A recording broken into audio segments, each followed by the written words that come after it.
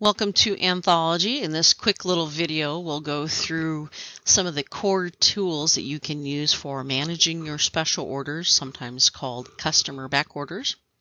Once we're in Anthology, as a quick note, there are some settings that will affect how your special orders system behaves, and these are options that you might want to investigate a little bit, see what works best for you.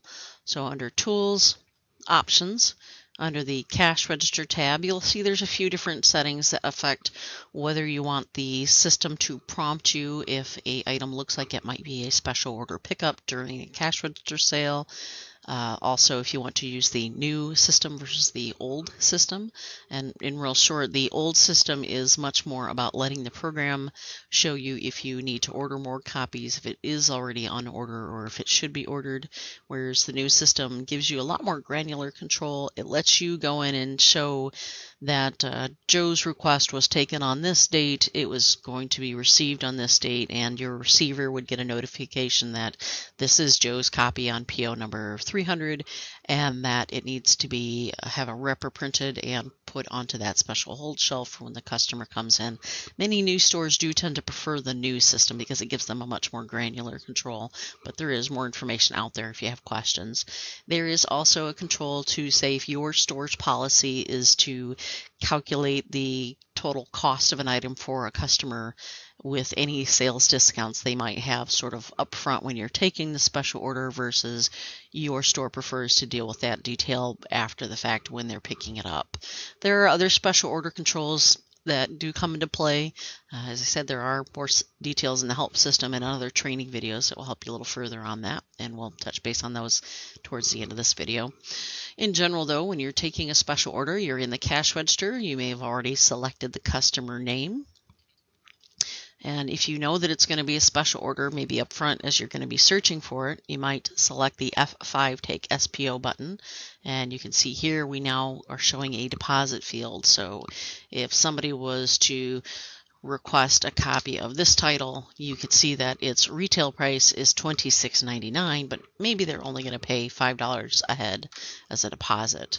You do have the option to go back and say, well, no, this person wants to pay for it entirely, or maybe for higher priced items, your policy is for them to prepay it in entirety. So to calculate what the total amount would be, plus any possible tax that person might have, I would go to my Actions menu, and there is a prepay option down here that as soon as I've selected deposit field and do that Actions prepay, it calculates the total price of the item plus any tax that person might have. And again, that setting under Tools Options pertaining to the sales discount up front does come into play in this part. But normally once you've taken your special order request, maybe your buyer has gotten it onto a purchase order, and within the next few days you expect to see it come in, or maybe periodically you want your staff to go in and manage your special orders. Under the sales menu, you'll see there is a CBO manager.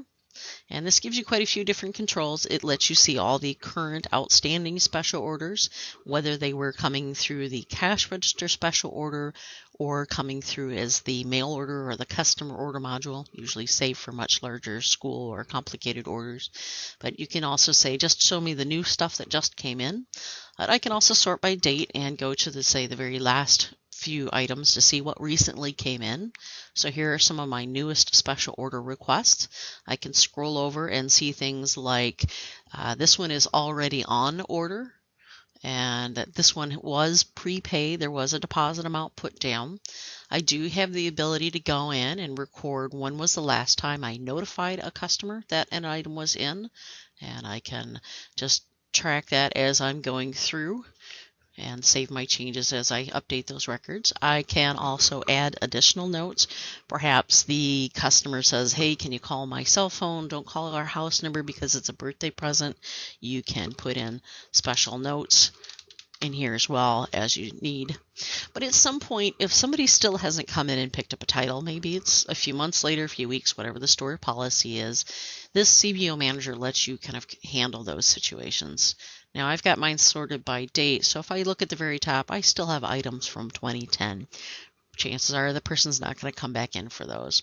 So I can go in and use the F9 void option.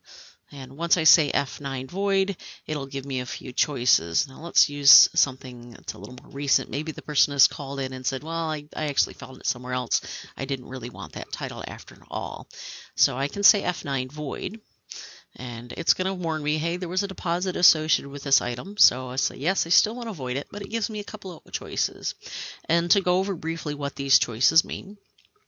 First is the store credit. Store credit is pretty much like a coupon. It's up to your end customer or the store itself to sort of deal with the fact that maybe Joe has $5 of store credit.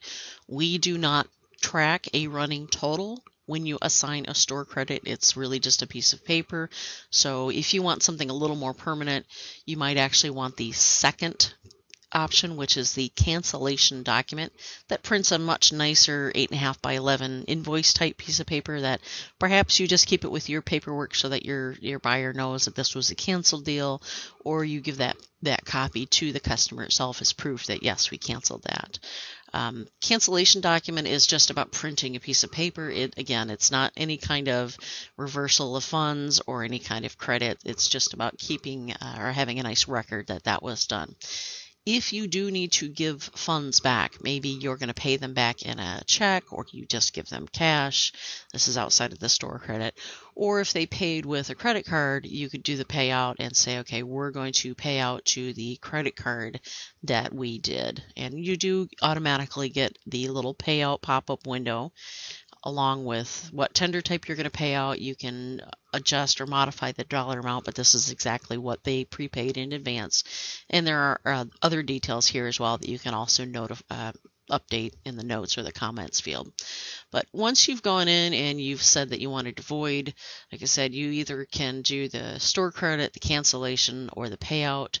The last two options, just to clarify, is the none means go ahead and void it, but I don't need any special paperwork or special printing, just get rid of it.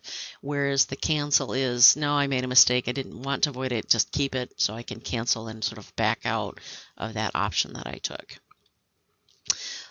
There are other tools in here relating to special orders, such as the send to PO. If I have a brand new special order that my buyer maybe needs to get onto a purchase order, they can go in and select or mass select a chunk of items and say they want to send it to a purchase order and pick a special order or pick a purchase order or a brand new one, and it'll change the item status to show that this item is no longer just a new special order request. It is now also on a draft PO, and it shows me right there what I had selected. There are other chunks of information in regards to special orders. If you go to the help menu and do help on the web, that will take you to our website with the most up-to-date information. And you'll see that under the help system that opens up, there are a few different groupings of details that you might want to look at. So under using Anthology, under sales menu, special orders, you'll see there's detail on, what do we consider to be a special order? How are they handled? How do you review and manage those special orders? Any things about you might need to know for printing reports. There are other sections under, say, the sales menu cash register. There are details on taking the special order to begin with in much more detail than we just went over. There is also information on selling that special order when the person comes to pick up the item. How do you handle deposits, those kinds of things. And there are some other related factors talking about things like internet stock check, which is something you might do up front when you're considering, can we even get this title for the customer? Do we have access to it from our vendors? There are other videos on the topic as well. If you go to YouTube and search for Anthology Channel, or just use one of the links from the website, you can see there's a whole extended topic, special order webinar that we did, training some other stores, and there are some other little side details. There are many other videos and playlists too, if you have other questions. There are also other white papers on the customer zone that talk about various details in relation to special orders, such as electronic ordering setup, your purchase order system, and so forth. But if you do have any more questions on the topic, just contact support@anthology.com.